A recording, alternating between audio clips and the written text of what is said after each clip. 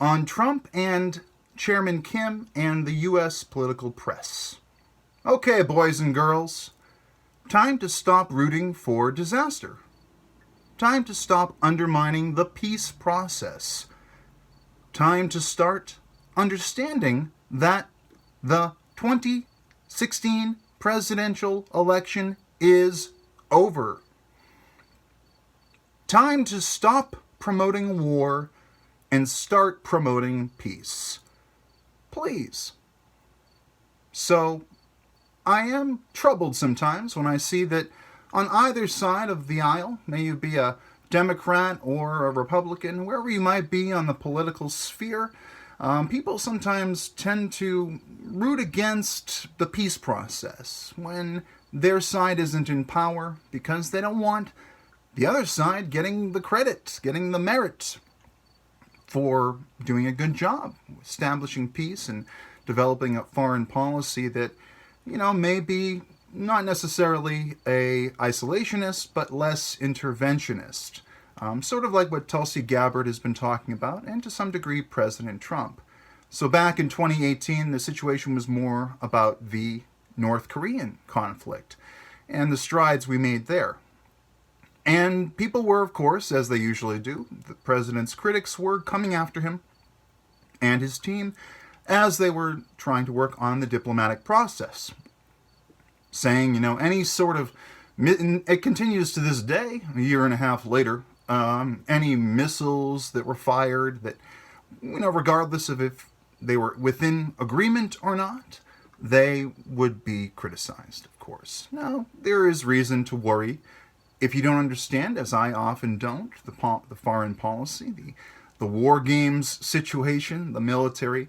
I'm not a military commander, and I'm, of course, but I also wouldn't necessarily defer to the press, because the press, also kind of pushed us along into the war in Iraq. They said that, hey, WMDs are there. They listened to Robert Mueller's testimony when he was in the FBI. We have a largely, people talk about neocon, neoliberal press. We do have a media that promotes war because war brings in ratings. Okay, it creates a culture of fear.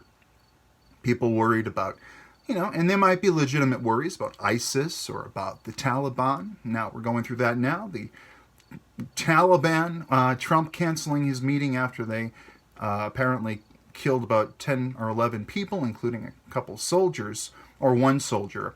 Seek subject matter experts, do your research, take a look at the news, go through Google, run through the algorithm, and find the truth. It might be harder than it sounds like, but definitely look into that. But of course, we need to be able to negotiate, to make a deal, to talk to foreign leaders, dictators, bad hombres, whoever it might be. We do need to continue this process. May it be Iran or North Korea or Afghanistan, wherever it might be, Russia.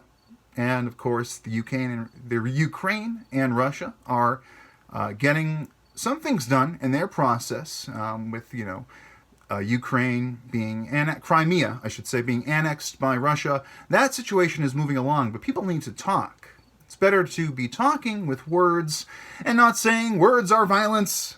Violence is words. They're the same thing, and attacking instead. It's better that we do, sanctions, anything before putting the military in. I prefer that. So don't root for disaster just because your political team is not in power. It's important that we all always work towards world peace. It's common, it's almost a cliche, a trope, that we look for world peace when we're in power. If the president's job is to maintain order, to maintain a strong world economy with fewer conflicts. So, of course, we do want to talk to these leaders. And, I would say that I would support a sitting president regardless of if I believed in their ideology or not, because I want to see all of us do well. Like these sort of political games, the post-truth realm that is politics, and getting what you want in terms of your favorite politicians, that's all well and good. Like, that's fun. But really, I want to see the world prosper, and I mean everybody. I might be a nationalist for America. I might be somebody that believes in my country first, but I also do want to see everybody else with the same mentality, and I want to see them have success. So, of course, we do need to. I want to see North Korea part of the world economy. I want to see Iran part of the world economy. I don't harbor any sort of xenophobia towards these groups. I think that we need to work hard and, not capitulate, not do the wrong thing, not do the easy thing that we regret later, but talk. And, don't try to find problems with the process. Work through it. If we have an issue, if you need to walk away from the table, that's negotiation. You can't just say, well, we're always going to agree, and you have to do exactly what I say, and I'll do what you say. I will lie down, you will lie down. Neither side wants to lie down in any negotiation. It has to be respectful. It has to be worked over to find an equitable end where both sides, of course, neither side is completely right or completely wrong. The truth lies between. The equity lies between. You have to find it by talking. So, yeah, I don't want to see the press rooting for disaster like we didn't get anywhere with North Korea through the Clinton years, the Bush years, Obama. In fact, it may have even gotten worse. And of course, President Trump says, no, we want to heal the wounds of the past. The Korean War was decades and decades, 75 years ago. Okay, check my facts on that in the comments below. 75 years ago, this has been over.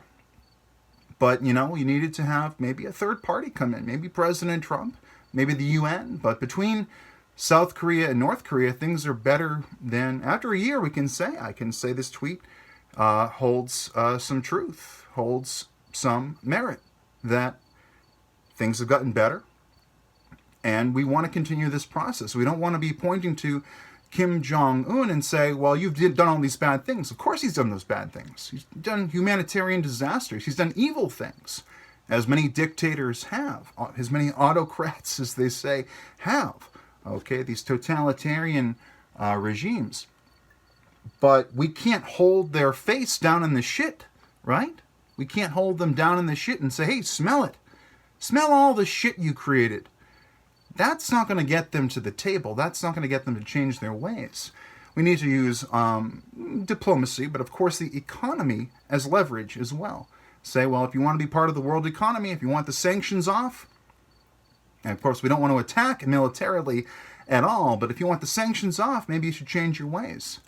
Like I think the same solution could be used with China and the way they're treating Hong Kong, that wants its sovereignty, wants its freedom, looks at American values, American color values, check out my video on that, and says, we want those, we like those. We're strong, we're intelligent, we are pious people. We are interested in participating in the world economy, and we want to have all the freedoms that we see over in the West. And I think that that's a beautiful thing. But if China is not going to allow that to happen, well, maybe we should slow down our trade with China. There's a hashtag going around about decoupling. Now, I don't really have a strong opinion either way. I would like us to work with China. I would like us to work with Russia and continue the trade between those two countries and the United States of America. Like, that is a good place to be. But, again, you can't capitulate. You have to stand your ground and fight for what is right. Fight for your values. So we want, we don't do all this work. We don't do all these, regime change, interventionist, counterinsurgency wars because we don't want to help the world. Like of course we are helping the military-industrial complex. We're helping American industry, but we do want to heal the world so that there isn't any killing and any conflict. It's not good for business. Yeah, I don't get, rooting against peace when it's not your side in power. I guess this mostly applied to the TDS folks, but it's worth saying for sure.